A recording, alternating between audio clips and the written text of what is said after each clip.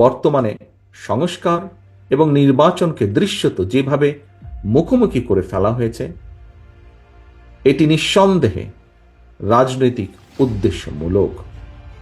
যারা সংস্কার শেষ করার পর জাতীয় নির্বাচন অনুষ্ঠানের কথা বলছেন, তাদেরকে উদ্দেশ্য করে বলতে চাই, যেটি শেষ হয়ে যায় সেটি সংস্কার নয়, কারণ সংস্কার কখনো শেষ হয় না। সংস্কার একটি ধারাবাহিক প্রক্রিয়া।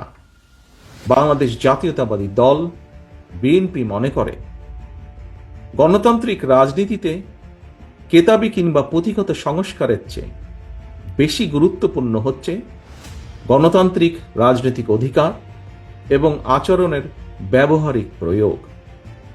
জনগণের গণতান্ত্রিক চর্চার মধ্যে দিয়েই কেবল সংস্কার প্রক্রিয়া টেকসই এবং সফল এবং কার্যকর হয়ে উঠতে পারে।